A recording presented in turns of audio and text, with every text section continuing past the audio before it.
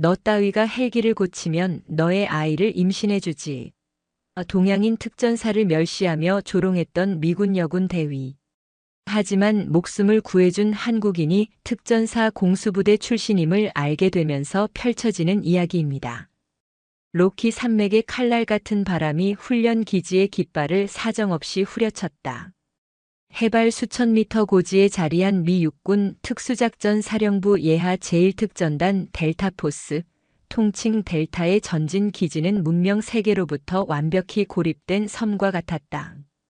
강철과 콘크리트로 지어진 건물들은 잿빛 하늘 아래 웅크린 맹수처럼 보였고 그곳을 오가는 사내들의 눈빛은 하나같이 길들여지지 않은 야성을 품고 있었다. 그들은 세계 최강이라 자부하는 이들이었다. 그 최강의 무리 속에서도 에이린 코너 대위는 단연 군계 일학이었다. 길게 묶은 금발은 햇빛 아래서 부서지는 금가루처럼 빛났지만 그녀의 푸른 눈동자는 빙하의 심연처럼 차갑고 깊었다. 훈련으로 다져진 단단한 몸은 그 어떤 남성 대원에게도 뒤지지 않았으며 전술 이해도와 지휘 능력은 사령부 내에서도 정평이 나 있었다. 그녀는 델타의 자랑이자 살아있는 전설로 향해 가는 존재였다. 그런 그녀의 지휘팀에 이질적인 존재가 합류한 것은 일주일 전이었다. 대한민국 육군 특수전사령부에서 파견된 교환 훈련 프로그램의 일환으로 온 군인 강인호 상사. 그는 델타 대원들의 떠들썩하고 자신감 넘치는 분위기와는 정반대의 사람이었다. 다부진 체격이었지만 거구의 델타 대원들 틈에서는 유독 왜소해 보였고 항상 말이 없이 조용한 눈으로 주변을 관찰할 뿐이었다. 그의 침묵은 델타 대원들에게 무능함 혹은 소심함의 증거로 받아들여졌다. 이봐, 코리안. 숨은 쉬고 있는 건가? 하도 조용해서 동상이라도 된 줄 알았네. 팀의 부사수인 잭이 껄껄거리며 이노의 어깨를 툭 쳤다. 이노는 그저 옅은 미소로 답할 뿐 별다른 대꾸가 없었다. 그의 그런 반응은 잭과 다른 대원들의 경멸 어린 시선을 더욱 부채질했다. 그들은 세계 각지의 분쟁 지역에서 목숨을 걸고 싸워온 베테랑들이었다. 아시아의 작은 나라에서 온 영어도 능숙하지 못한 듯한 조용한 군인은 그저 자신들의 훈련에 짐이 될 뿐인 존재로 여겨졌다. 에이린 역시 그와 다르지 않았다. 그녀는 노골적으로 이노를 무시했다. 브리핑 시간에는 그의 의견을 묻지 않았고 사격 훈련 중에는 그의 사격수를 본체만 채 했으며 전술 토의에서는 아예 그를 투명 인간 취급했다. 그녀에게 강인호는 상부의 지시 때문에 어쩔 수 없이 떠맡게 된 거추장스러운 꼬리표에 불과했다. 그녀의 팀은 완벽해야 했다. 그리고 저 조용한 동양인 군인은 그 완벽함에 흠집을 내는 유일한 오점이었다. 오늘 예정된 훈련은 이번 교환 프로그램의 핵심이었다. 고도의 산악지대에 가상적 기지를 설정하고 헬기를 이용해 은밀히 침투하여 목표를 타격하고 복귀하는 고난도 임무. 브리핑실의 공기는 팽팽한 긴장감으로 가득했다. 에이리는 대형 스크린에 표시된 작전 지도를 날카로운 눈으로 훑으며 마지막 지시를 내리고 있었다.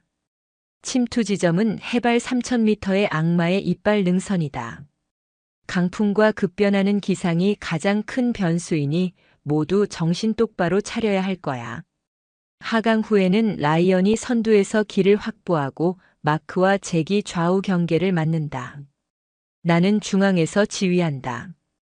그녀의 시선은 팀원들을 차례로 훑었지만 가장자리에 조용히 서 있는 이노에게는 잠시도 머물지 않았다. 마치 그 자리에 아무도 없다는 듯이. 그리고 강 상사는 후방에서 지원 및 경계를 맡도록. 그것은 사실상 아무것도 하지 말라는 말과 같았다. 최정예 부대원들이 모든 것을 처리할 테니 당신은 그저 따라오기나 하라는 무언의 압력이었다.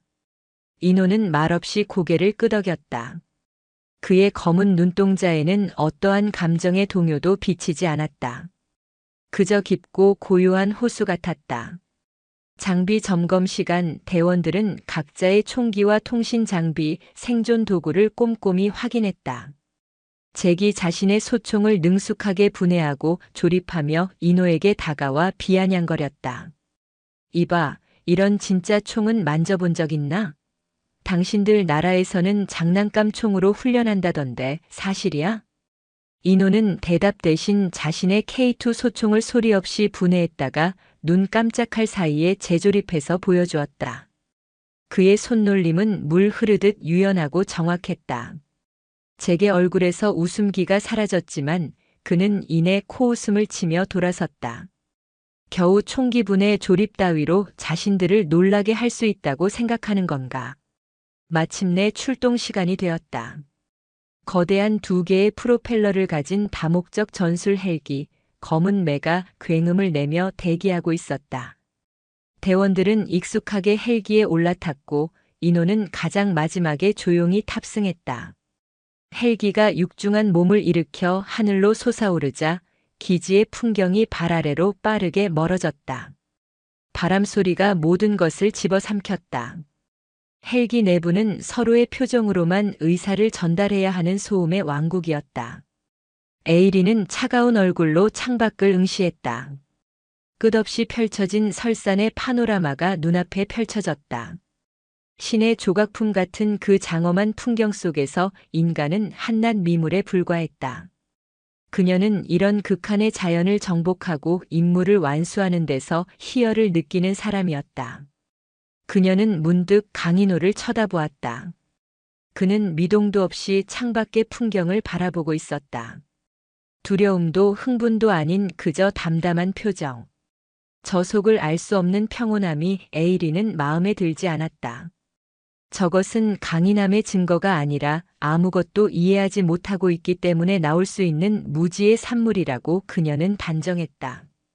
헬기가 목적지를 향해 날아가는 동안 델타 대원들은 서로 눈짓을 주고받으며 조용한 동양인 이방인을 비웃고 있었다.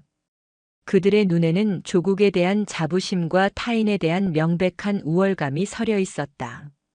강인호는 그 모든 것을 느끼고 있었지만 여전히 침묵을 지켰다. 그는 지금껏 수많은 전장에서 그런 종류의 시선을 받아왔다.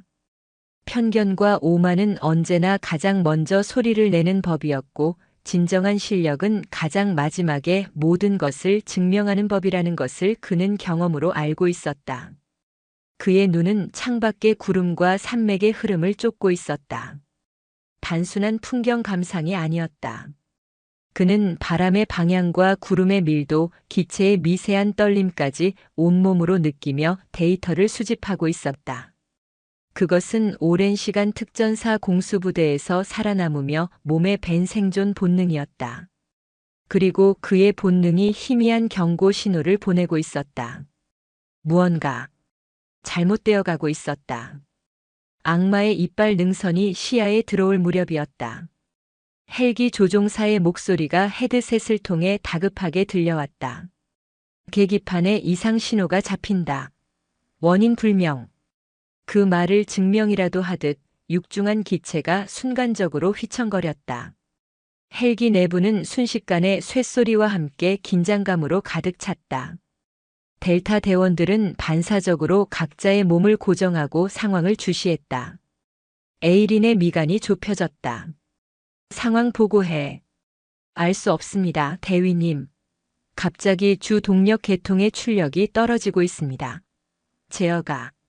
조종사의 말이 채 끝나기도 전에 검은 매는 마치 거대한 새가 날개 쪽지에 총을 맞은 것처럼 비명을 지르며 고도를 잃기 시작했다. 경고등이 미친 듯이 깜빡이며 기내를 붉게 물들였다. 창밖으로 보이던 설산의 풍경이 빙글빙글 돌기 시작했다. 젠장, 추락한다. 모두 충격에 대비해. 라이언의 고함과 함께 헬기는 맹렬한 속도로 하강했다. 대원들의 얼굴에 처음으로 당혹감과 공포가 어렸다. 그들은 수많은 죽음의 위기를 넘겨온 베테랑이었지만 인간의 힘으로는 어찌할 수 없는 강철 기계의 반란 앞에서는 무력했다. 그 아수라장 속에서도 강인호는 놀라울 정도로 침착했다. 그는 안전벨트를 단단히 움켜쥔 채 눈을 감고 기체의 진동과 소음에 모든 신경을 집중하고 있었다. 엔진에서 들려오는 불규칙한 파열음, 프로펠러가 공기를 가르는 절박한 비명, 기체 프레임이 뒤틀리는 미세한 소리까지. 그는 마치 아픈 짐승의 신음소리를 듣는 의사처럼 문제의 근원을 찾고 있었다. 빌어먹을. 불시착할 만한 장소를 찾아야 해. 부조종사가 외쳤다. 그들의 눈에 들어온 것은 온통 뾰족한 암석과 깊이를 알 수 없는 눈으로 뒤덮인 절벽뿐이었다. 이대로라면 기체는 산산조각 나고 전원 사망을 피할 수 없을 터였다. 바로 그때 기적처럼 작은 분지가 눈에 들어왔다. 거대한 바위들 사이에 기적처럼 형성된 평탄한 지형이었다. 저기다. 젠장, 꽉 잡아. 조종사는 마지막 남은 힘을 쥐어짜 헬기의 기수를 분지로 향했다. 기체는 거의 통제 불능 상태로 눈밭을 향해 곤두박질 쳤다. 거대한 충격과 함께 세상이 하얗게 뒤집혔다. 찢어지는 금속음과 함께 기체는 눈밭을 따라 수십 미터를 미끄러져 나간 뒤에야 겨우 멈춰 섰다. 얼마나 시간이 흘렀을까? 지독한 침묵 속에서 에이린이 가장 먼저 정신을 차렸다. 온몸이 쑤시고 머리가 깨질 듯 아팠지만 그녀는 신음소리를 삼키며 자리에서 일어났다. 모두 괜찮나? 부상자 확인해. 다행히 기적적으로 사망자는 없었다. 대부분 가벼운 타박상이나 염좌 정도의 부상이었다. 최첨단 헬기의 견고한 기체와 숙련된 조종사의 마지막 조종, 그리고 깊게 쌓인 눈이 쿠션 역할을 해준 덕분이었다. 통신 두절입니다. 외부와 연락할 방법이 없습니다. 통신병인 마크가 절망적인 목소리로 보고했다. 그들은 완벽하게 고립되었다. 사방은 눈 덮인 거대한 산으로 둘러싸여 있었고 그들이 타고 온 검은 매는 한쪽 날개가 꺾인 채 흉물스러운 고철 덩어리처럼 눈밭에 처박혀 있었다. 조종사 기체 상태는? 에이린의 날카로운 질문에 조종사가 고개를 저었다. 최악입니다, 대위님. 주 동력 개통과 전자 제어 장치가 완전히 나간 것 같습니다. 원인을 알 수가 없어요. 이 상태로는 절대 다시 날 수 없습니다. 델타 대원들의 얼굴에 어둠이 깔렸다. 그들은 최강의 전투원이었지만 현대전에서 보급과 지원이 끊긴 보병은 고립된 늑대 무리와 다를 바 없었다. 특히나 이런 극한의 환경에서는 생존 자체가 힘겨운 싸움이 될 터였다. 기온은 급격히 떨어지고 있었고 하늘은 금방이라도 폭설을 쏟아낼 것처럼 무겁게 가라앉아 있었다. 우선 기체 주변에 임시 캠프를 구축한다. 비상식량과 생존 도구를 확인하고 주변 지형을 정찰해. 구조대가 올 때까지 버텨야 한다. 에이린은 냉정을 잃지 않고 침착하게 명령을 내렸다. 그녀의 목소리는 팀원들에게 작은 안정감을 주었다. 대원들은 일사불란하게 움직이기 시작했다. 그들은 헬기에서 비상 물품들을 꺼내고 눈을 다져 바람을 막을 벽을 쌓았다. 그동안 조종사와 부조종사 그리고 팀의 장비 담당인 마크는 망가진 헬기에 매달려 사투를 벌였다. 그들은 주 엔진의 덮개를 열고 복잡하게 얽힌 전선과 파이프를 들여다보며 원인을 찾으려 애썼다. 하지만 보면 볼수록 그들의 표정은 절망으로 굳어갔다. 이건 우리가 손댈 수 있는 수준이 아니야. 완전히 망가졌어. 핵심 부품이 나간 게 분명해. 마크가 기름 묻은 손을 내저으며 말했다. 그는 델타 내에서도 손꼽히는 장비 전문가였지만 첨단 기술의 집약체인 헬기 엔진 앞에서 그의 지식은 무용지물이었다. 시간이 흐를수록 상황은 악화되었다. 해가 기울기 시작하자 기온은 영하로 곤두박질 쳤고 거센 눈보라가 몰아치기 시작했다. 대원들은 헬기 동체의 의지의 추위를 피했지만 이대로 밤을 넘기기엔 위험했다. 식량과 연료는 한정되어 있었다. 구조 요청 신호조차 보낼 수 없는 상황에서 그들이 언제 발견될지는 아무도 알 수 없었다. 에이린은 초조하게 입술을 깨물었다. 모든 것이 그녀의 통제를 벗어나 있었다. 완벽했던 작전 계획, 최강의 팀원, 최첨단 장비. 그 모든 것이 자연의 변덕과 기계의 결함 앞에서 허무하게 무너져 내렸다. 그녀의 자부심에 깊은 균열이 생기고 있었다. 그때까지 한쪽에서 조용히 그들의 작업을 지켜보고만 있던 강인호가 천천히 헬기 쪽으로 다가왔다. 그는 좌절감에 빠져 있는 마크와 조종사들을 지나쳐 열려있는 엔진 덮개 안을 말없이 들여다보았다. 그의 눈은 복잡한 기계 부품들을 마치 해부도를 보듯 꼼꼼하게 훑어내렸다. 그는 부서진 기계 앞에서 절망하는 대신 그것과 조용히 대화를 나누는 듯 했다. 강인호가 망가진 엔진을 들여다보는 모습을 발견한 잭이 코웃음을 쳤다. 이봐, 거기서 뭘 보는 거야? 기도라도 하면 헬기가 날아오를 거라고 생각해? 그의 비아냥에 지쳐있던 다른 대원들도 피식 웃음을 터뜨렸다. 이런 절망적인 상황에서도 저 동양인은 여전히 상황 파악을 못하고 있다는 듯한 시선이었다. 인호는 그들의 조롱에 아랑곳하지 않고 한참 동안 엔진 내부를 살폈다. 그러고는 마침내 입을 열었다. 그의 목소리는 눈보라 소리 속에서도 이상할 만큼 차분하고 명확하게 들렸다. 제가 한번 봐도 되겠습니까? 순간 주변의 모든 소음이 멎는 듯 했다. 마크는 어이가 없다는 듯 되물었다. 뭐라고? 당신이 보겠다고? 뭘 어쩌겠다는 거지? 고칠 수 있을지도 모릅니다. 인호의 대답에 대원들 사이에서 폭소가 터져 나왔다. 그것은 경멸과 조소가 가득 담긴 웃음이었다. 지금 농담하는 건가? 우리 팀 최고의 장비 전문가도 포기한 물건이야. 그런데 당신이 뭘 할 수 있다는 거야? 공수부대에서는 헬기 엔진 고치는 법도 가르치나 보지. 잭의 목소리는 날카로운 칼날처럼 인호의 가슴을 후벼 팠다. 하지만 인호의 표정에는 변화가 없었다. 그는 그저 묵묵히 에이린을 바라보았다. 최종 결정은 지휘관인 그녀에게 달려 있었다. 에이린은 차가운 눈으로 인호를 위아래로 훑었다.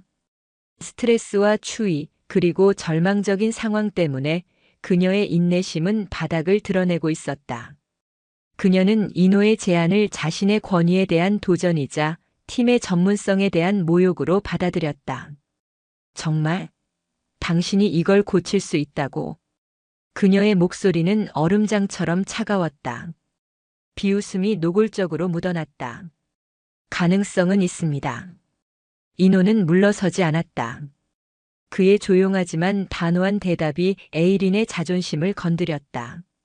그녀는 참을 수 없는 분노와 함께 날카로운 웃음을 터뜨렸다. 웃기는 소리. 좋아, 어디 한번 해봐. 구경이나 해보자고.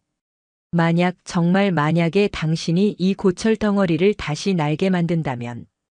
에이린은 인호의 얼굴 바로 앞까지 다가가 그의 눈을 똑바로 노려보며 내뱉었다. 그녀의 푸른 눈동자는 경멸감으로 불타고 있었다. 내가 당신 아이라도 임신해주지. 됐어?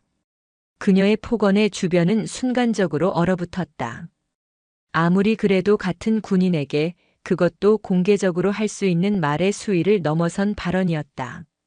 잭과 라이언조차 당황한 표정으로 그녀를 쳐다보았다.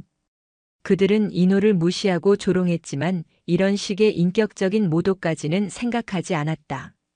모두가 강인호가 분노하거나 혹은 모욕감에 얼굴이 붉어질 것이라고 예상했다. 하지만 그는 놀랍게도 미동조차 하지 않았다. 그는 에이린의 불타는 눈동자를 피하지 않고 그저 담담하게 마주 볼 뿐이었다. 잠시 동안의 침묵이 흘렀다.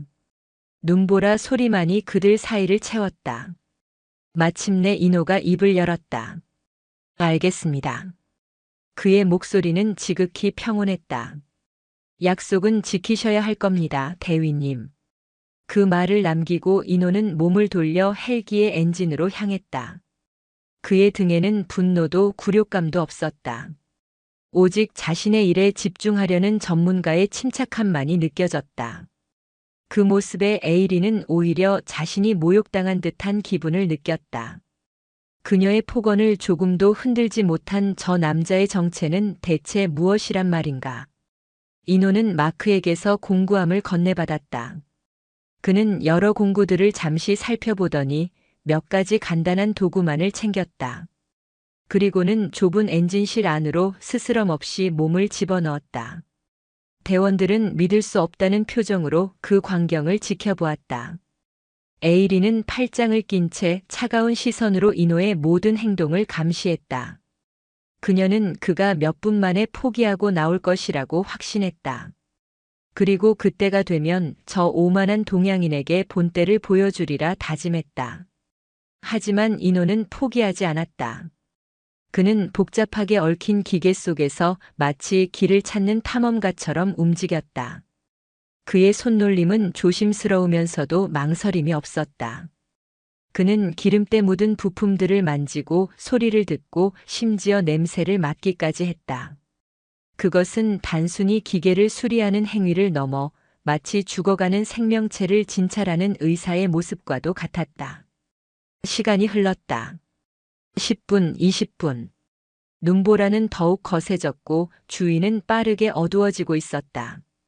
대원들은 추위에 떨며 웅크렸고 에이린의 얼굴에도 초조함이 서서히 번져갔다.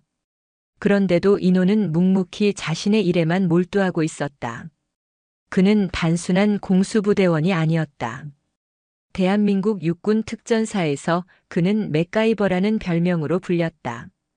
어떤 극한의 상황에서도 주변의 도구를 이용해 필요한 것을 만들어내고 망가진 장비를 되살려내는 능력 때문이었다. 그는 뛰어난 전투 기술뿐만 아니라 그 기술을 뒷받침하는 장비에 대한 완벽한 이해와 정비 능력을 함께 갖춘 희귀한 인재였다. 그의 아버지는 평생을 항공기 정비사로 살아온 분이었고 이노는 어린 시절부터 기계와 함께 숨쉬는 법을 자연스럽게 터득했던 것이다. 마침내 1시간이 지났을 무렵 이노가 엔진실에서 천천히 몸을 빼냈다. 그의 얼굴과 손은 온통 기름으로 얼룩져 있었다. 그는 조종사를 향해 말했다. 시동을 다시 걸어보십시오. 그 말에 조종사는 황당하다는 표정을 지었다. 말도 안 돼. 뭘 했다고 시동을. 일단 해보십시오. 이노의 목소리에는 거부할 수 없는 힘이 실려 있었다. 에이리는 여전히 불신에 가득 찬 눈으로 그를 보았지만 고갯짓으로 조종사에게 지시했다. 어차피 달라질 것은 없겠지만 저 남자의 오만한 주장의 끝을 직접 확인하고 싶었다. 조종사는 반신반의하며 조종석에 앉아 시동 절차를 시작했다. 대원들은 모두 숨을 죽이고 헬기를 지켜보았다. 투둑툭, 털털털. 처음에는 약한 소음과 함께 기체가 가볍게 떨리기만 했다. 제게 입가에 비웃음이 떠올랐다. 거봐 역시나. 하지만 바로 그 순간이었다. 크르르릉. 죽은 줄 알았던 짐승이 포효하듯 헬기의 엔진이 거친 소리를 내며 깨어나기 시작했다. 그리고 마침내 콱! 검은 매의 거대한 프로펠러가 힘차게 돌기 시작했다. 굉음과 함께 강력한 바람이 몰아치며 주변의 눈을 흩날렸다. 헬기는 다시 살아난 것이다. 델타 대원들은 눈앞의 광경을 믿을 수 없다는 듯 입을 벌린 채 얼어붙었다. 조종사는 계기판을 확인하며 환호성을 질렀다. 세상에. 모든 게 정상이야. 어떻게 한 거지? 에이린 코너 역시 충격으로 그 자리에 못 박힌 듯 서 있었다. 그녀의 차가운 푸른 눈동자가 세차게 흔들리고 있었다. 그녀는 천천히 고개를 돌려 기름때 묻은 얼굴로 자신을 담담하게 바라보고 있는 강인호를 보았다. 그의 눈은 여전히 깊고 고요했다. 그 눈빛 속에서 에이리는 자신이 내뱉었던 저주와도 같은 약속을 떠올렸다. 내가 당신 아이라도 임신해주지. 오만과 경멸이 부서져 내린 자리에 이해할 수 없는 거대한 감정이 파도처럼 밀려오고 있었다. 살아난 검은 매의 프로펠러가 만들어내는 굉음은 단순한 기계음이 아니었다. 그것은 델타 대원들의 자만심이 박살나는 소리였고 에이린 코너에 얼어붙었던 세상의 균열을 내는 소리였다. 돌아오는 비행 내내 헬기 안은 무거운 침묵으로 가득했다. 이륙하기 전 서로 농담을 주고받으며 이방인을 멸시하던 그 떠들썩한 분위기는 온데간데 없었다. 대원들은 저마다 약속이라도 한 듯 창밖만 바라보았지만 그들의 신경은 온통 기체 한 구석에 조용히 앉아있는 강인호에게 쏠려 있었다. 그는 아무렇지 않게 기름때 묻은 손을 천으로 닦아내고 공구를 정리하고 있었다. 마치 동네 카센터에서 자전거를 수리한 아저씨처럼 태어난 모습이었다. 저 평온함이 그들을 더욱 비참하게 만들었다. 그들은 자신들의 눈과 지식, 경험을 총동원해도 찾아내지 못한 문제의 원인을 저 남자는 1시간 만에 해결했다. 그것도 맨손과 간단한 공구 몇 개만으로. 그것은 단순한 기술의 차이가 아니었다. 본질을 꿰뚫어보는 통찰력의 차이였고 그들이 감히 가늠할 수 없는 깊이의 경험에서 비롯된 것이었다. 특히 에이린의 내면은 거대한 폭풍이 휘몰아치고 있었다. 그녀는 지휘관으로서의 냉철함을 유지하려 애썼지만 심장은 통제 불능으로 요동쳤다. 머릿속에서는 자신이 내뱉었던 말이 악마의 속삭임처럼 계속해서 울려 퍼졌다. 내가 당신 아이라도 임신해주지. 어떻게 그런 말을 할 수 있었을까? 한 인간의 인격과 실력을 자신의 편협한 시선으로 재단하고 그것을 공개적으로 모욕하는 발언이었다. 그것은 자신감의 표현이 아니라 통제 불능의 상황에 내몰린 자의 비겁한 발악에 불과했다. 그녀는 강인호의 얼굴을 차마 쳐다볼 수 없었다. 그가 자신을 어떤 눈으로 보고 있을까? 경멸? 조소? 아니면 동정? 그 어떤 것이든 감당할 자신이 없었다. 그녀의 뺨이 화끈거리는 것을 느꼈지만 그것이 추위 때문인지 수치심 때문인지 분간할 수 없었다. 헬기가 기지에 착륙하자 대기하고 있던 지상 근무 요원들이 믿을 수 없다는 표정으로 달려왔다. 통신이 두절된 채 사라졌던 헬기가 그것도 멀쩡하게 비행해서 돌아온 것이다. 문이 열리고 델타 대원들이 지친 모습으로 내리자 기지는 순식간에 술렁이기 시작했다. 조종사와 부조종사는 곧장 관제탑으로 달려가 상황을 보고했다. 믿을 수가 없어. 엔진이 완전히 퍼졌었는데. 한국에서 온 그 군인이 고쳤다더군. 농담하지 마. 그 조용한 사람이? 마크도 포기했던걸. 소문은 바람보다 빠르게 퍼져나갔다. 강인호라는 이름은 더 이상 짐 덩어리 동양인이 아니었다. 그는 죽은 헬기를 살려낸 마법사, 미스터리의 기술자로 불리기 시작했다. 대원들은 훈련장으로 복귀하는 내내 아무 말도 하지 않았다.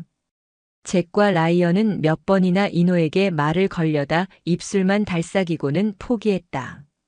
그들의 오만한 얼굴에는 이제 존경과 경외, 그리고 약간의 두려움마저 서려 있었다. 숙소로 돌아온 에이린은 장비를 거칠게 벗어 던졌다. 강철 같던 통제력이 무너져 내렸다. 그녀는 샤워기에서 쏟아지는 뜨거운 물을 그대로 맞으며 눈을 감았다. 하지만 눈을 감아도 선명하게 떠오르는 것은 기름때 묻은 얼굴로 자신을 담담하게 바라보던 인호의 검은 눈동자였다. 그 깊이를 알 수 없는 눈. 자신의 모든 오만과 편견을 비웃는 듯한 그 고요한 눈빛. 그녀는 훈련장으로 향했다. 분노와 수치심을 땀으로 씻어내기 위해서였다. 사격장의 총성은 그녀의 심장 소리처럼 격렬하게 울렸다.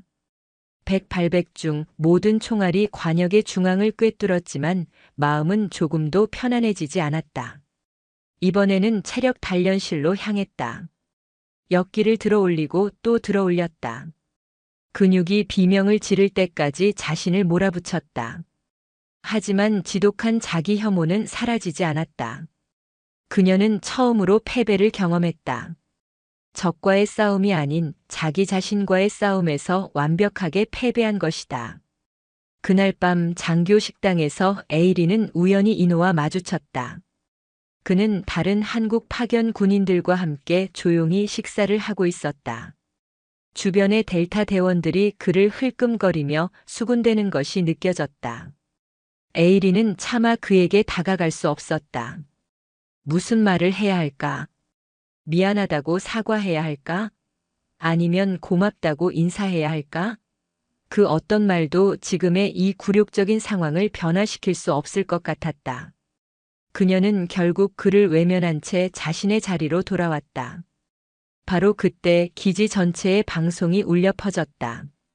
에이린 코너 대위, 지금 즉시 사령관실로 오도록. 반복한다. 에이린 코너 대위는 즉시 사령관실로 오도록. 에이린의 심장이 철렁 내려앉았다. 추락 사고에 대한 문책일까?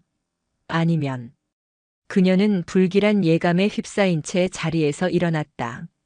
사령관인 톰슨 대령의 집무실에는 무거운 공기가 감돌고 있었다. 그는 책상 위에 놓인 서류를 심각한 표정으로 내려다보고 있었다. 앉게 코너 대위. 에이린이 경례와 함께 자리에 앉자 톰슨 대령이 입을 열었다. 오늘 있었던 사고에 대해 들었다. 조종사들의 보고와 정비팀의 1차 점검 보고서가 올라왔다. 그는 서류 한 장을 에이린에게 내밀었다. 정비팀의 소견이다. 단순 기체 결함으로 보기 어려움. 외부 충격이나 의도적 손상의 흔적은 발견되지 않았으나 핵심 부품 여러 곳에서 일반적인 마모나 고장과는 다른 양상의 문제가 동시다발적으로 발생함. 정밀 조사가 필요함. 에이린의 눈이 커졌다. 단순 사고가 아니라고. 그리고 조종사들은 강인호 상사가 헬기를 수리했다고 보고했다. 그게 사실인가? 예, 그렇습니다. 어떻게? 그는 공수부대원이지 항공정비사가 아니지 않나. 에이린은 잠시 망설였다. 하지만 이제 와서 숨길 수도 숨겨서도 안 되는 일이었다. 그녀는 자신이 본 것을 그리고 느낀 것을 솔직하게 털어놓았다. 그의 비범한 관찰력과 망설임 없는 손놀림, 기계와 교감하는 듯한 모습까지. 톰슨 대령은 흥미로운 표정으로 턱을 쓰다듬으며 듣고 있었다. 그렇군. 아무래도 그를 직접 만나 이야기를 들어봐야겠어. 코너 대위 강인호 상사를 내 집무실로 데려오게. 이번 일 생각보다 간단한 문제가 아닐 수도 있겠어. 톰슨 대령의 마지막 말은 에이린의 가슴에 차가운 파문을 일으켰다. 이것은 단순한 사고가 아니었다.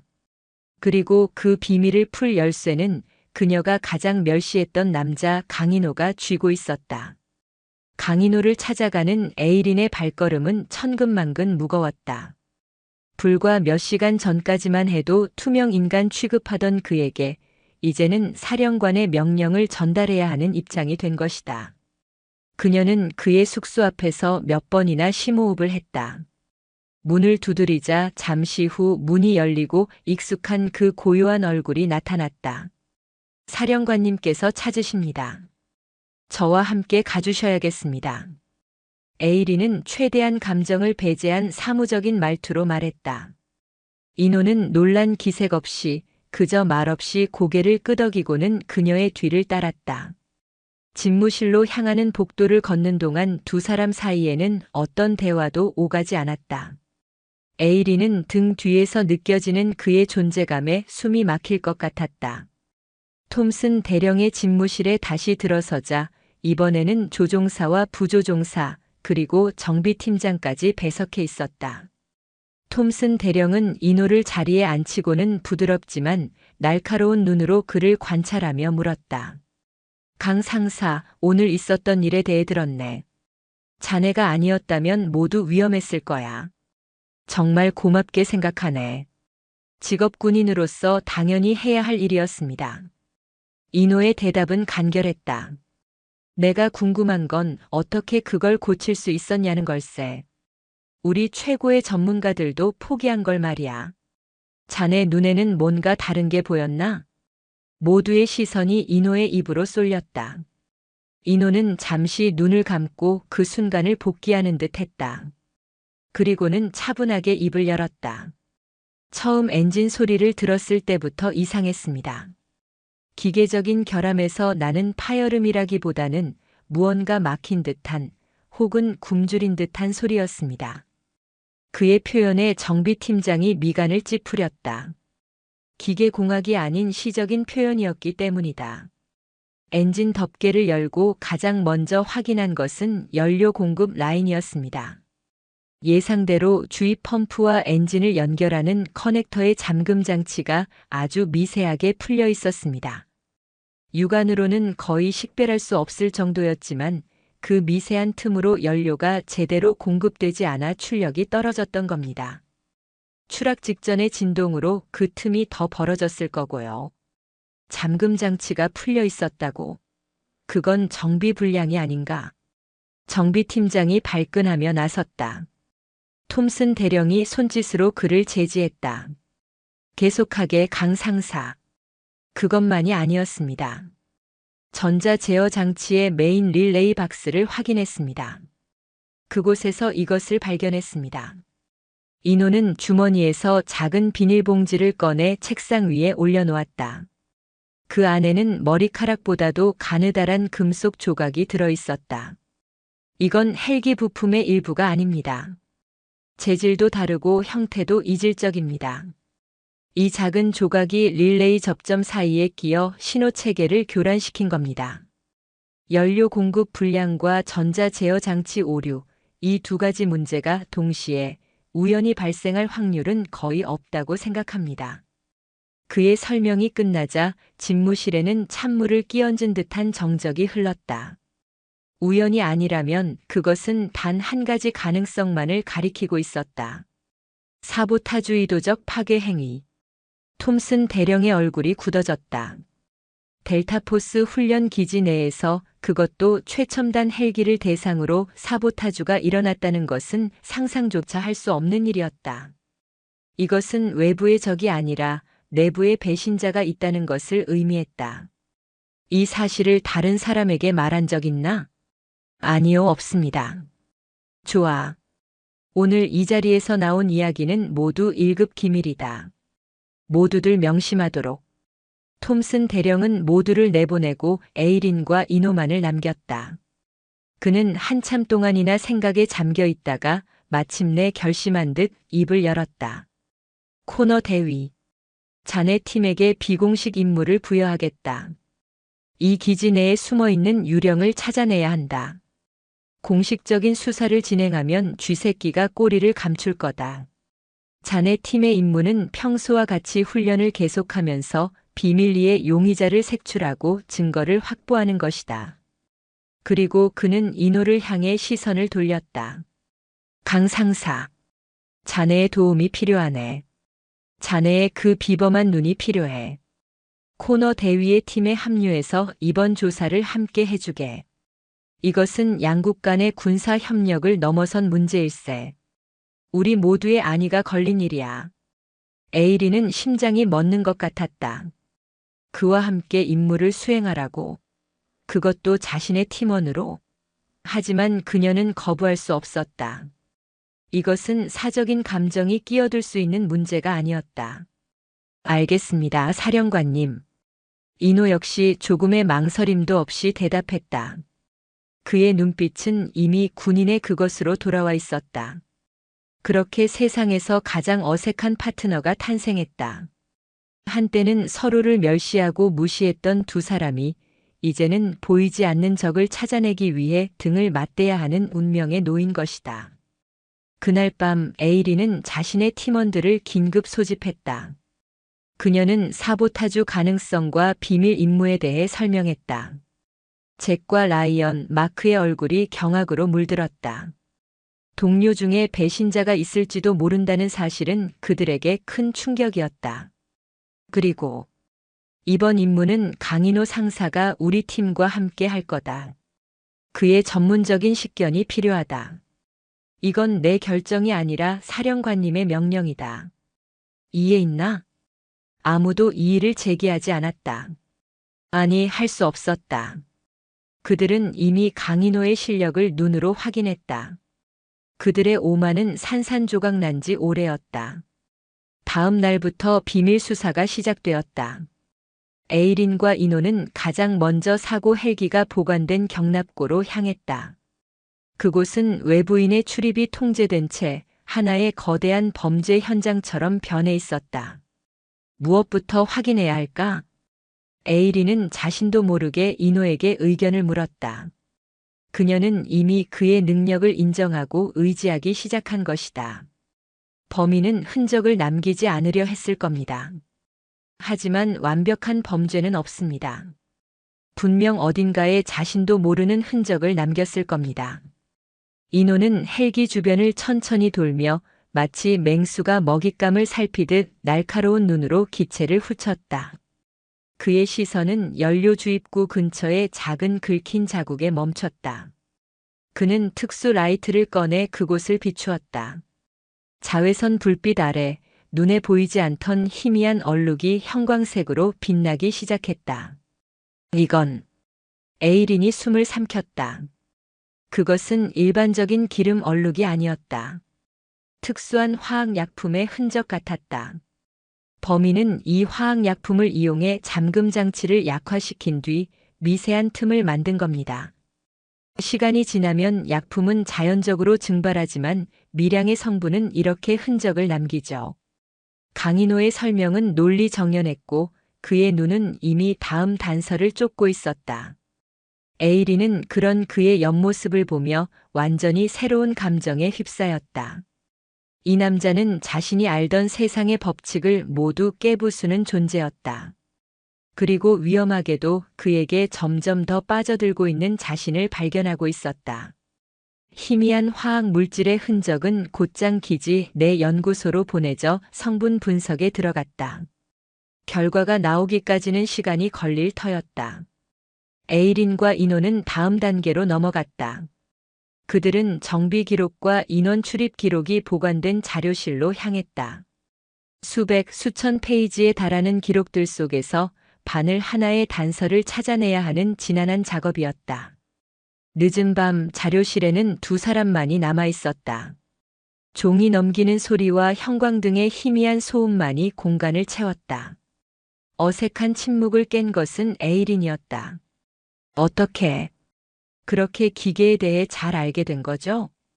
그녀의 질문은 순수한 호기심에서 비롯된 것이었다. 이노는 기록에서 눈을 떼지 않은 채 대답했다.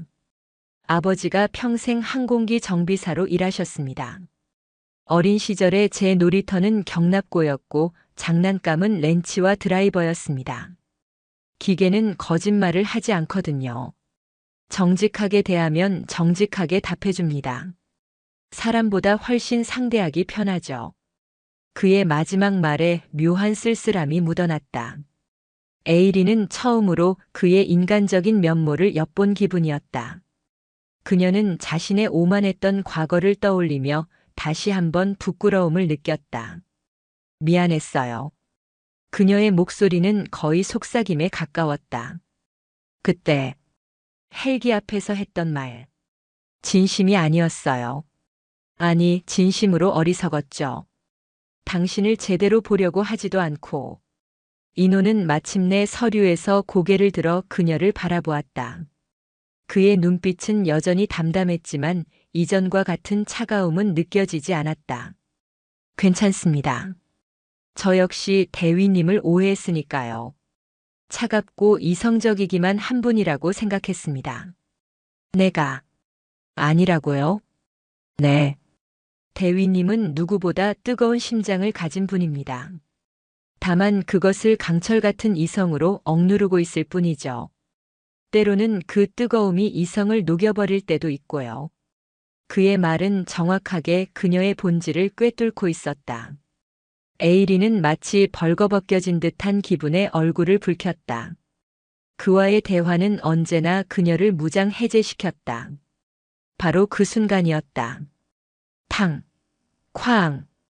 자료실 바깥쪽에서 희미한 총성과 함께 건물이 가볍게 흔들리는 진동이 느껴졌다. 거의 동시에 자료실의 모든 전등이 꺼지며 암흑이 찾아왔다. 정전인가? 에이린이 반사적으로 몸을 일으키는 순간 이노는 이미 그녀의 팔을 잡아 끌어 거대한 책장 뒤로 몸을 숨기고 있었다. 그의 움직임은 소리 없는 표범과 같았다. 정전이 아닙니다. 기습입니다. 그의 목소리는 얼음처럼 차가웠고 그의 눈은 이미 어둠에 완벽하게 적응해 있었다. 그는 허리춤에서 소음기를 장착한 권총을 꺼내 들었다. 교환 훈련 프로그램 규정상 휴대하지 말아야 할 물건이었지만 그는 언제나 최악의 상황을 대비하는 남자였다. 복도에서 여러 명의 발소리가 들려왔다. 일반적인 군화 소리가 아니었다. 소음을 최소화한 특수 전투화를 신은 자들이었다. 그들의 목표는 명확했다.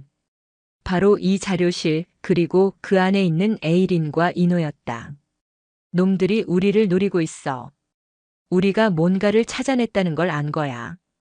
에이린 역시 자신의 권총을 꺼내들며 속삭였다.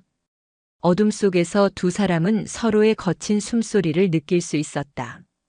밖에서는 총성이 더 크게 울려 퍼지고 있었다. 기지 외곽 발전소 쪽에서 교전을 벌여 시선을 끄는 동안 다른 소규모 팀이 이곳으로 침투한 것이 분명했다. 자료실 문이 조용히 열렸다. 야간 투시경을 쓴 무장 괴한 2명이 소리 없이 안으로 들어왔다. 그들의 총구는 한치의 오차도 없이 어둠 속을 훑고 있었다. 에이리는 숨을 죽이고 격발 타이밍을 노렸다. 하지만 이노가 먼저 움직였다. 그는 손에 잡히는 두꺼운 서적 한 권을 반대편 구석으로 힘껏 던졌다. 쿵! 소리가 난 쪽으로 괴한들의 시선과 총구가 동시에 돌아가는 찰나의 순간 이노는 어둠 속에서 튀어나갔다. 그의 몸은 하나의 검은 그림자처럼 보였다. 그는 가장 가까운 괴한의 목을 팔로 감아채는 동시에 그의 총을 든 손을 꺾어 다른 괴한을 향해 격발했다. 푸슈! 소음기 달린 총성이 낮게 울리고 다른 괴한이 비명도 지르지 못한 채 쓰러졌다. 이노에게 붙잡힌 괴한이 저항하려 했지만 그의 목은 이미 꺾여 있었다. 모든 것이 단 2초 만에 일어난 일이었다. 에이리는 눈앞의 광경을 믿을 수 없었다. 이것은 훈련된 군인의 움직임이 아니었다. 수없이 실전을 치르며 살상 기술을 몸의 일부로 만든 그림자 속 암살자의 움직임이었다. 괜찮습니까? 이노가 그녀를 향해 물었다. 그의 목소리는 방금 두 사람을 죽인 사람이라고는 믿을 수 없을 만큼 평온했다. 어떻게? 어서 여길 빠져나가야 합니다. 놈들의 본대가 오고 있습니다. 그의 말이 끝나기 무섭게 복도에서 더 많은 발소리가 들려왔다. 두 사람은 자료실 뒷문을 통해 비상복도로 빠져나왔다. 기지 전체는 경보음과 총성으로 아수라장이 되어 있었다. 어둠 속에서 두 사람은 등을 맞댄 채 보이지 않는 적들과의 처절한 사투를 시작했다. 에이리는 자신이 알고 있던 강인호라는 남자에 대해 다시 생각해야 했다. 그는 죽은 기계를 살리는 천재적인 기술자이자 동시에 어둠 속에서 적의 숨통을 끊는 냉혹한 전사였다. 그리고 지금 이 순간 이 배신과 음모로 가득한 적지에서 그녀가 유일하게 믿고 등을 맡길 수 있는 단 한 사람이었다. 그녀의 심장이 세차게 뛰기 시작했다.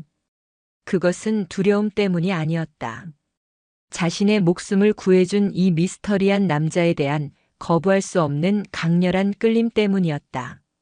기지 전체를 뒤흔들었던 총성은 서서히 잦아들었지만 그 자리는 더욱 싸늘한 긴장감이 채우고 있었다.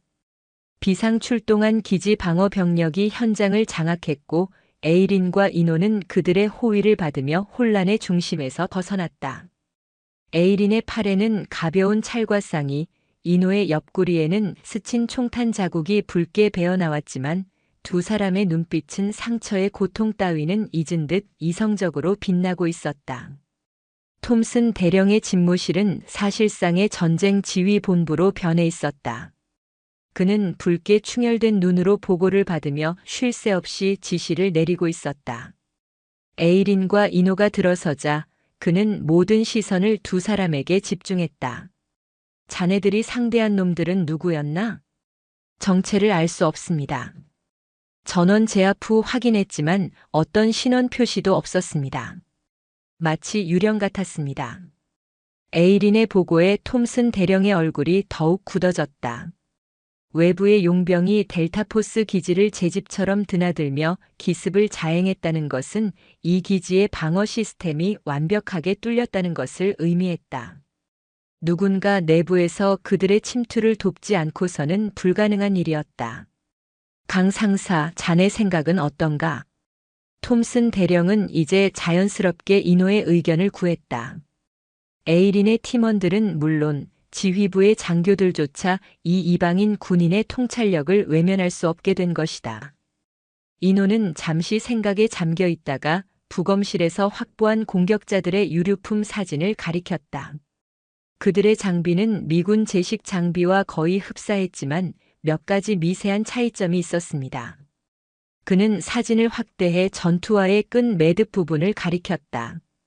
이 매듭 방식은 동유럽의 특정 용병 집단이 사용하는 고유의 방식입니다. 무게 중심을 발 앞쪽으로 쏠리게 만들어 소음 없는 기동에 유리하게끔 고안된 겁니다. 또한 그들이 사용한 소음기의 내부 구조 역시 일반적인 군용품과는 다른 암시장에서만 유통되는 개조품이었습니다. 그의 분석은 법의학자의 소견처럼 치밀하고 날카로웠다. 그는 단순히 전투를 치른 것이 아니라 그 짧은 순간에 적의 모든 것을 꿰뚫어 보고 있었던 것이다. 그리고 현장에서 맡았던 희미한 냄새가 있습니다. 화약 냄새에 섞여 있었는데 크레졸과 비슷한 공업용 용매 냄새였습니다. 아마 그들의 장비를 세척하거나 위장하는 데 사용된 화학 약품일 겁니다. 이노의 말은 단순한 추측이 아니었다. 그것은 수많은 전장에서 적의 흔적을 쫓으며 생과 사의 경계를 넘나들었던 자만이 가질 수 있는 동물적인 감각과 그것을 뒷받침하는 해박한 지식이 결합된 결과물이었다. 동유럽 용병, 크레졸 계열 용매. 톰슨 대령은 즉시 정보 분석팀에 해당 내용을 하달했다. 기지 내 모든 화학 물질 보관 기록과 최근 반입된 물품 목록을 대조하라는 명령이 떨어졌다. 거대한 톱니바퀴가 이노가 찾아낸 작은 실마리를 중심으로 다시 움직이기 시작했다. 에이린은 그런 이노를 경이로운 눈으로 바라보았다. 그는 마치 조각난 퍼즐 조각들을 맞춰 거대한 그림을 완성해가는 예술가처럼 보였다. 그녀가 지금껏 만나온 그 어떤 특수부대원과도 달랐다. 그는 단순히 강한 군인이 아니었다. 그는 전쟁 그 자체를 이해하는 전략가이자 적의 심리를 꿰뚫는 분석가였다. 조사가 진행되는 동안 두 사람은 의무실에서 간단한 치료를 받았다. 치료를 받으며 마주 앉은 두 사람 사이에는 이전과 다른 기류가 흘렀다. 더 이상 어색함이나 거리감은 없었다. 함께 죽음의 문턱을 넘나든 전후에 그리고 그 이상의 무언가가 두 사람을 끈끈하게 엮고 있었다. 괜찮아요? 에이린이 이노의 옆구리를 보며 물었다. 의무병이 붕대를 감아주었지만 군복 위로 여전히 핏자국이 선명했다. 이 정도 상처는 익숙합니다. 그의 대답은 여전히 담담했지만 에이린은 그의 눈 속에서 스쳐 지나가는 깊은 피로감을 읽을 수 있었다. 그녀는 자신도 모르게 손을 뻗어 그의 손등을 가볍게 덮었다. 이노의 어깨가 미세하게 굳어지는 것이 느껴졌다. 그의 단단한 손등 위로 전해지는 에이린의 온기는 그 어떤 치료제보다도 따뜻했다. 고마워요. 당신이 아니었다면 전 이미 죽었을 거예요. 저 역시 대위님 덕분에 살았습니다.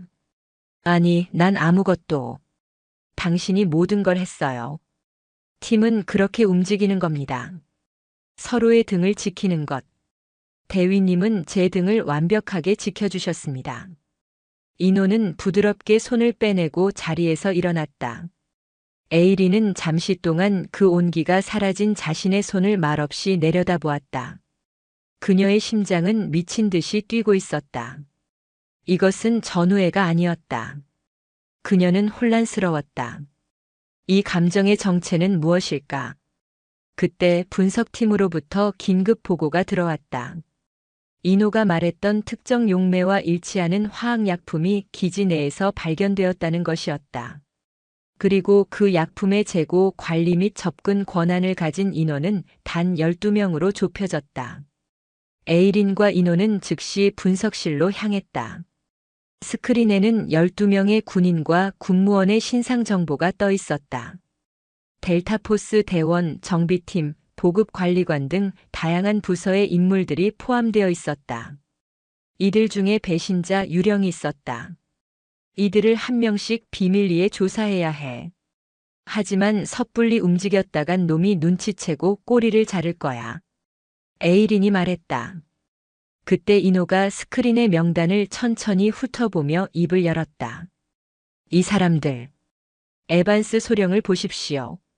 그의 손가락이 가리킨 곳에는 기지 보급 및 군수 총책임자인 에반스 소령의 사진이 있었다.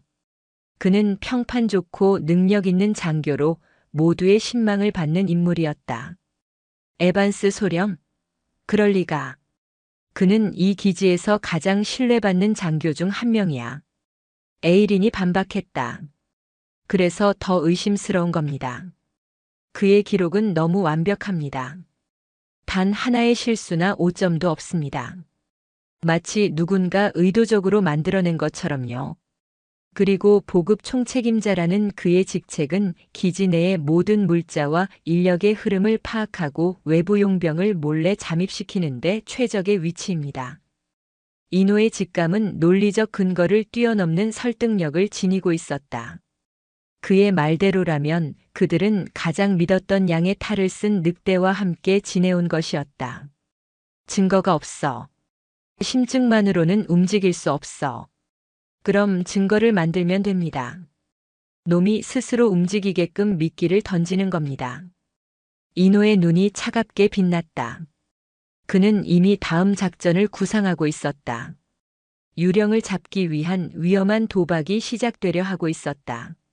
작전명 유령 사냥은 극비리에 계획되었다. 톰슨 대령과 에이린 그리고 이노. 단 3사람만이 작전의 전모를 알고 있었다. 에이린의 팀원들조차 자신들이 거대한 연극의 배우가 될 것이라는 사실을 모른 채 각자의 역할에 충실하도록 지시받았을 뿐이다. 작전의 핵심은 거짓 정보였다. 톰슨 대령은 기지 내 모든 장교들을 소집한 긴급 회의에서 지난밤의 기습 현장에서 공격자의 것으로 추정되는 암호화된 데이터 칩을 확보했다고 공표했다. 그는 이 칩 안에 배신자의 신원과 음모의 전모가 담겨 있을 것이며 현재 최고 수준의 암호 해독 전문가들이 분석 작업을 진행하고 있다고 선언했다. 물론 그런 데이터 칩은 존재하지 않았다. 모든 것은 배신자를 자극하기 위한 연기였다. 미끼는 에이린의 사무실에 설치되었다.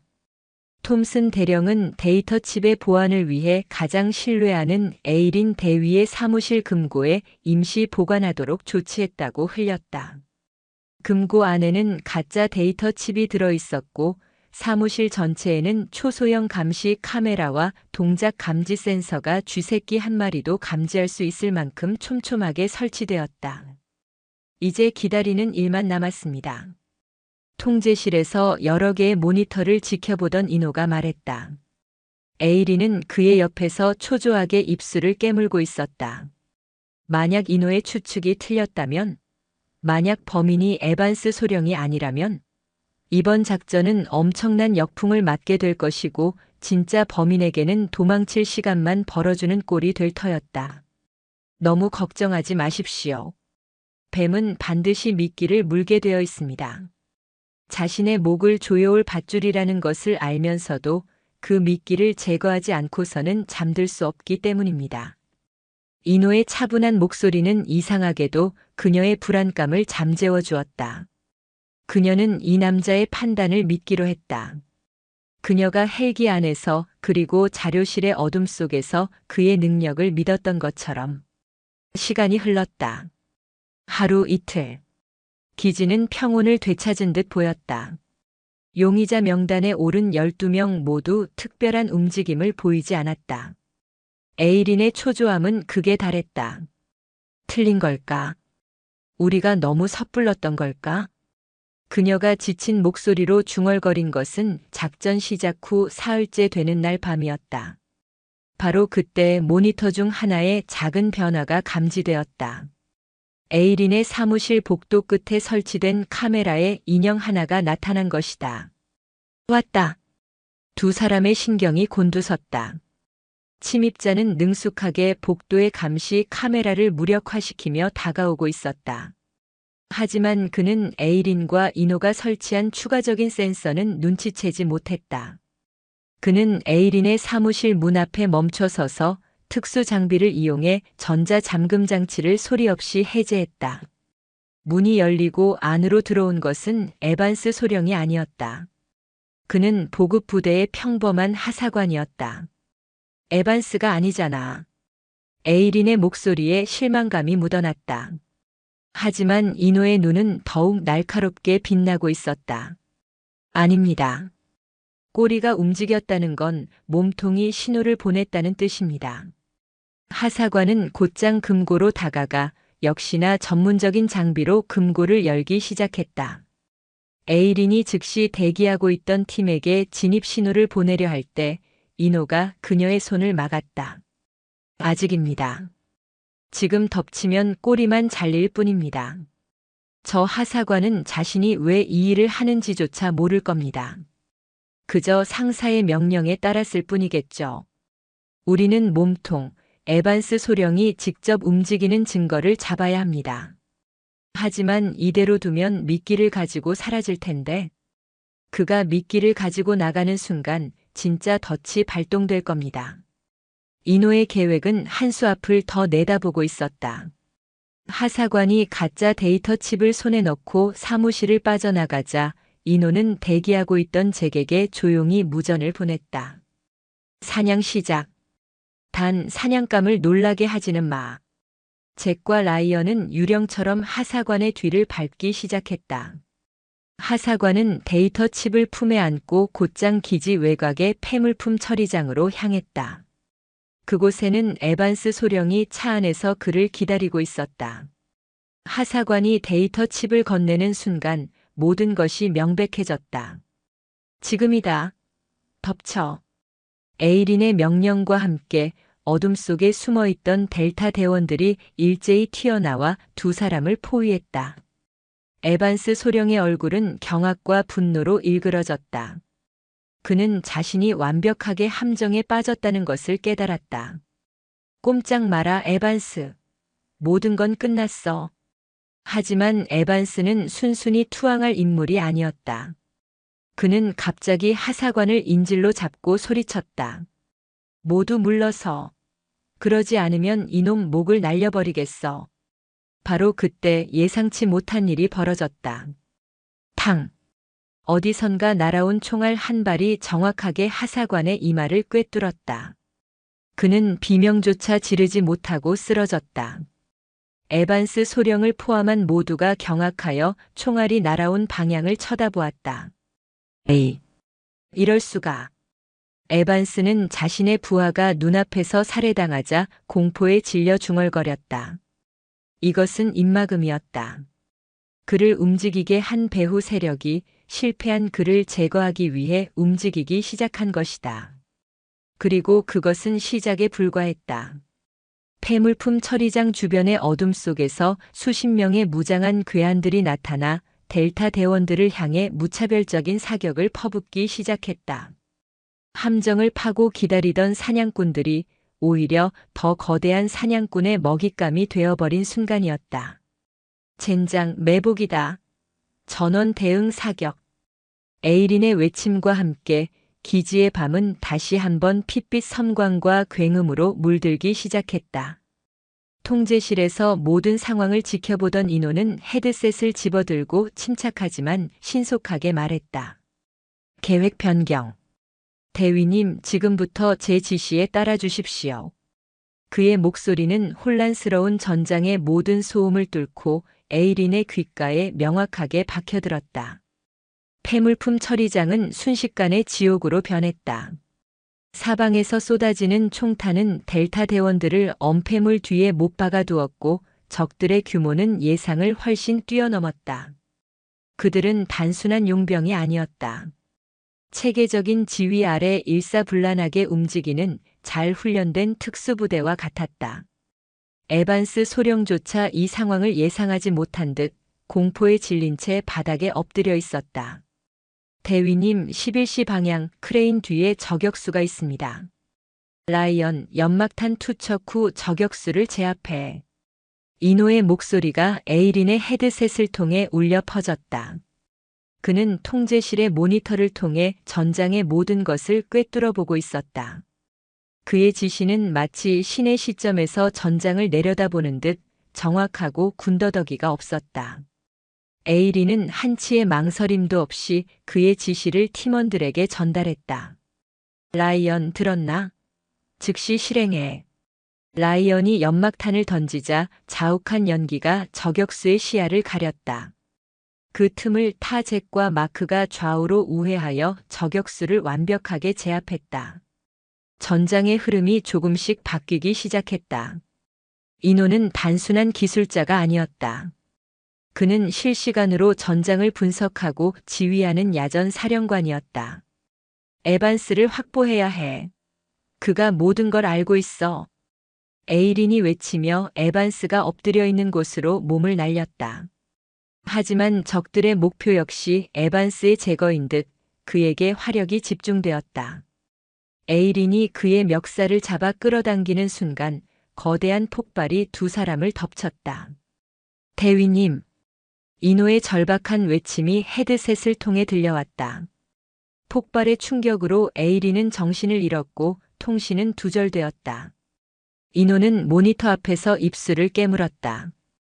더 이상 통제실에 앉아 있을 수만은 없었다. 그는 자리에서 뛰쳐나가 전장을 향해 달리기 시작했다. 얼마나 지났을까? 에이린은 희미한 의식 속에서 누군가 자신을 흔드는 것을 느꼈다.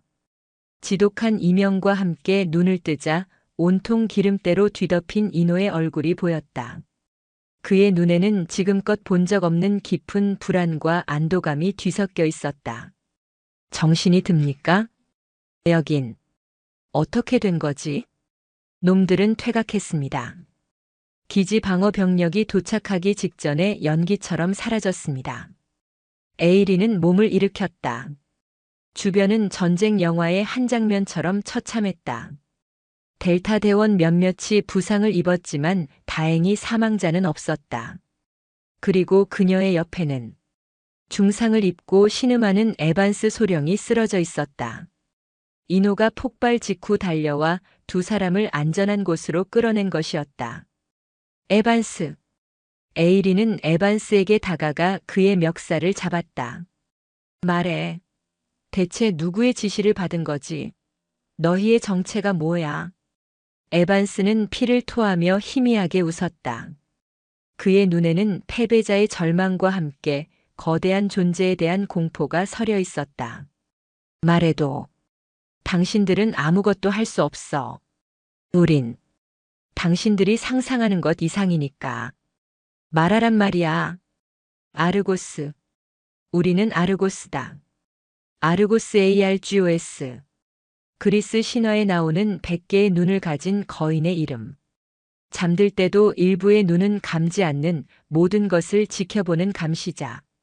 그 이름을 내뱉은 에반스의 눈에서 생명의 빛이 빠르게 사라졌다.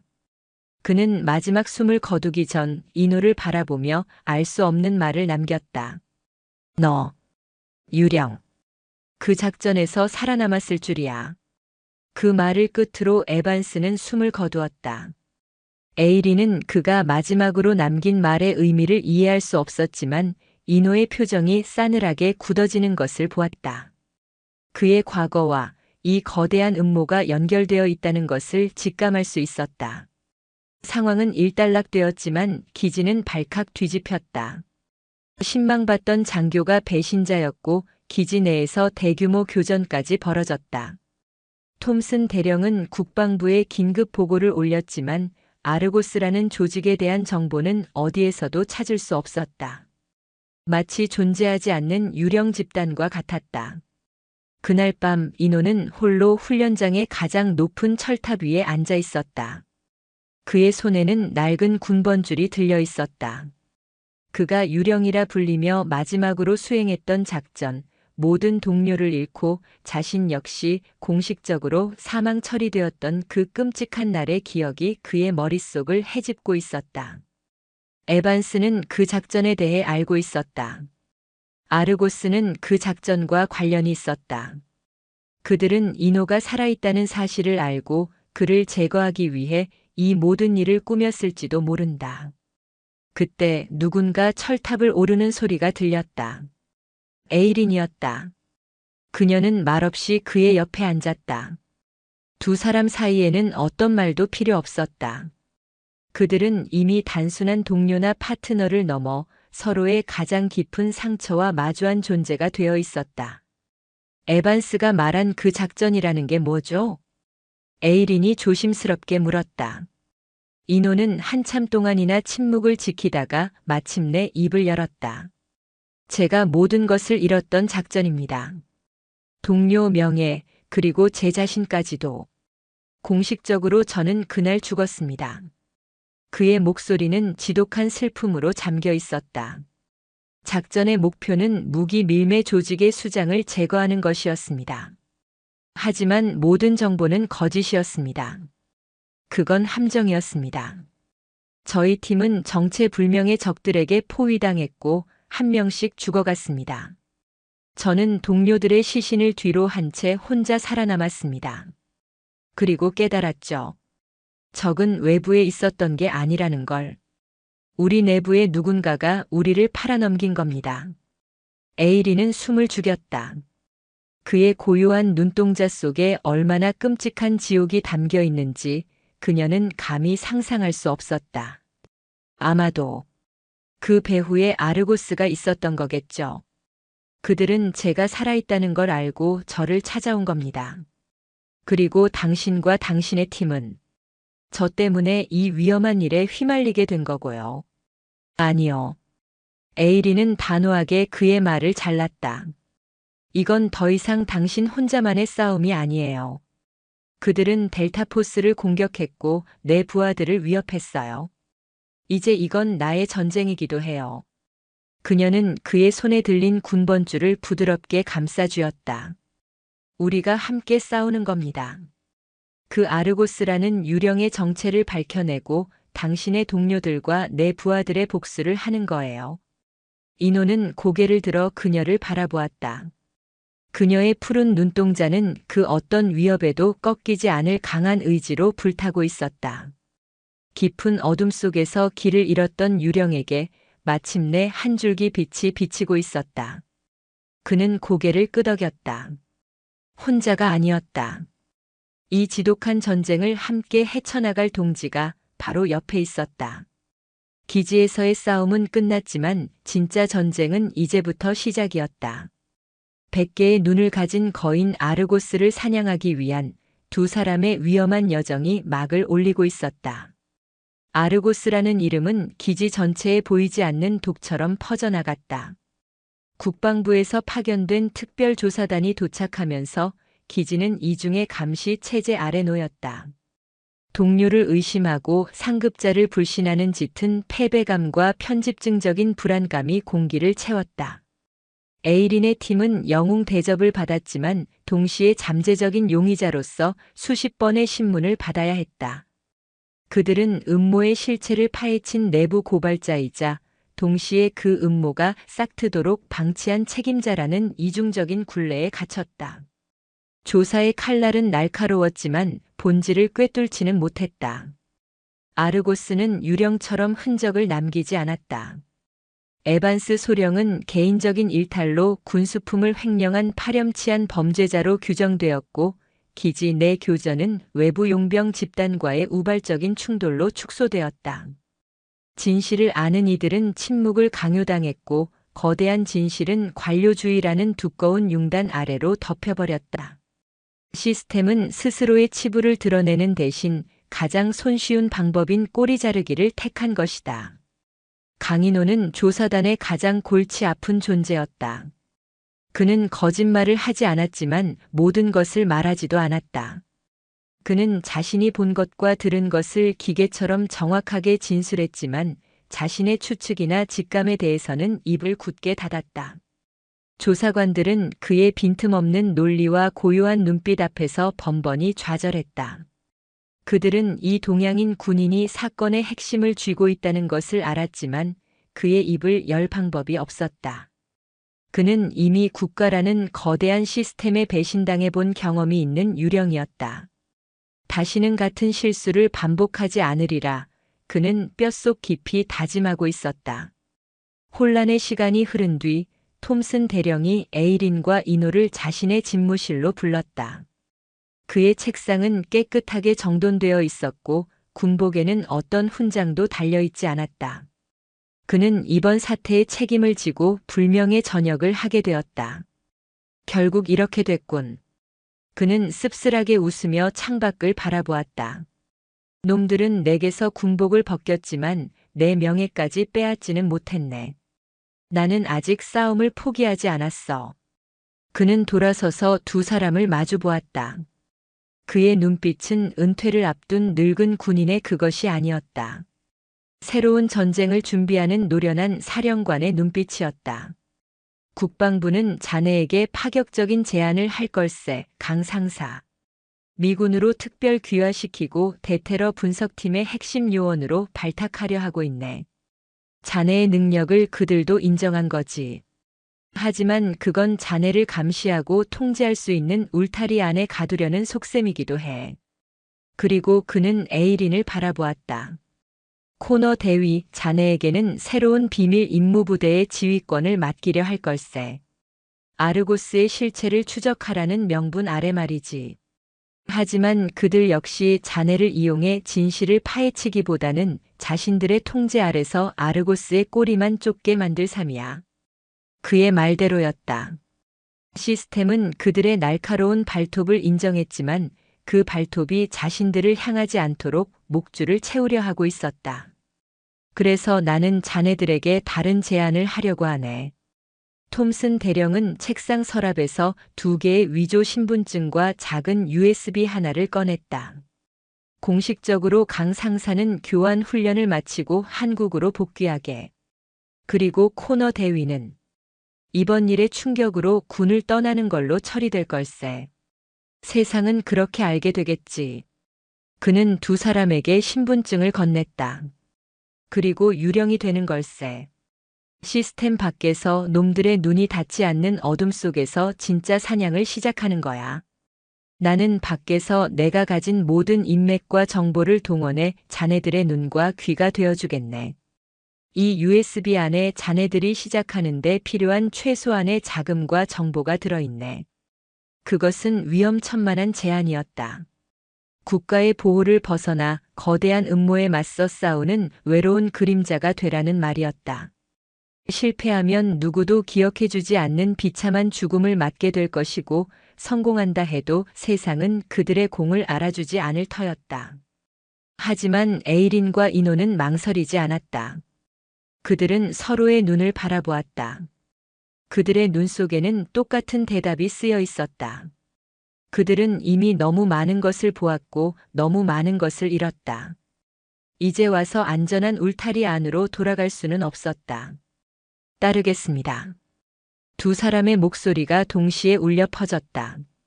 톰슨 대령은 만족스러운 미소를 지었다. 그는 자리에서 일어나 두 사람에게 마지막 거수 경례를 붙였다. 그것은 상급자가 부하에게 보내는 경례가 아니라 새로운 전쟁터로 떠나는 동지에게 보내는 존경의 표시였다. 모든 공식적인 절차가 끝나고 이노가 한국으로 떠나기 전날 밤. 에이린은 그를 찾아갔다. 그는 그들의 운명을 바꿔놓았던 검은 매 헬기가 서 있는 경납고에 있었다. 수리를 마친 헬기는 언제든 다시 창공을 날아오를 준비가 된 것처럼 보였다. 내일 떠난다고 들었어요. 에이린의 목소리에 희미한 떨림이 섞여 있었다. 그녀는 군복이 아닌 평상복 차림이었다. 금발 머리를 풀어 헤친 그녀는 강인한 델타포스 대위가 아닌 한 명의 평범한 여인처럼 보였다. 네. 공식적으로는 그렇습니다. 두 사람 사이에 침묵이 흘렀다. 수많은 감정이 침묵의 강을 따라 흘러갔다. 경멸로 시작되었던 만남, 절망 속에서 피어난 신뢰, 죽음의 문턱에서 확인한 연대감 그리고 그 이상의 무언가. 아직 당신에게 갚지 못한 빚이 있어요. 에이린이 마침내 용기를 내어 입을 열었다. 그녀의 얼굴이 붉게 물들었다. 헬기 앞에서 했던 그 끔찍한 약속 말이에요. 내 인생 최악의 부끄러운 순간이었어요. 어떻게 사과해야 할지. 이노는 그녀를 향해 천천히 돌아섰다. 그의 얼굴에는 어떤 비난이나 조소의 빛도 없었다. 오직 따뜻하고 깊은 이해심만이 담겨 있었다. 그 약속은 이미 지켜졌습니다. 네. 대위님은 저를 다시 살게 했습니다. 과거의 유령으로 살아가던 저를 다시 심장이 뛰는 인간으로 만들어주셨습니다. 제 동료들의 복수를 할 이유를 그리고 제 자신을 위해 싸워야 할 이유를 주셨습니다. 한 사람의 인생을 구하는 것보다 더 큰 약속이 어디 있겠습니까? 그의 말에 에이린의 눈시울이 뜨거워졌다. 그녀가 내뱉었던 오만의 언어가 그의 입을 통해 구원의 언어로 다시 태어나는 순간이었다. 하지만 이제 우리는 각자의 길을. 아니요. 이노는 그녀에게 한 걸음 다가섰다. 두 사람의 거리는 숨결이 닿을 만큼 가까워졌다. 이제부터 우리는 같은 길을 갈 겁니다. 나는 더 이상 당신의 아이를 임신해달라는 그 어리석은 약속을 원하지 않습니다. 대신 새로운 약속을 하고 싶습니다. 그는 조심스럽게 그녀의 손을 잡았다. 그의 손은 따뜻하고 단단했다. 이 지독한 싸움이 끝날 때까지 서로의 등을 지켜주겠다고 약속해 주십시오. 끔찍한 악몽에서 깨어났을 때 서로의 곁에 있어 주겠다고 약속해 주십시오. 그리고 마침내 이 모든 것이 끝나고 평범한 아침이 찾아왔을 때 함께 떠오르는 해를 보겠다고 그렇게 살아남겠다고 약속해 주십시오. 그것은 청혼보다도 더 절실하고 진실된 고백이었다. 에이린은 더 이상 눈물을 참을 수 없었다.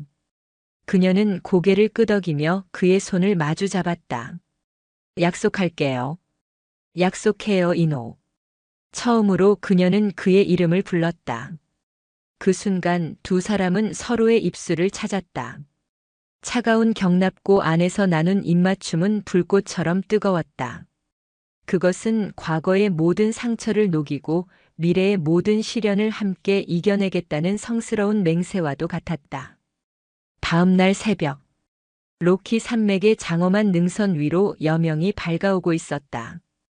기지의 동쪽 게이트 앞에 낡은 픽업 트럭 한 대가 서 있었다. 이노는 더 이상 군인이 아닌 평범한 여행자 차림으로 운전석에 앉아 있었다. 잠시 후 역시나 간편한 민간인 복장을 한 에이린이 다가와 조수석에 올라탔다.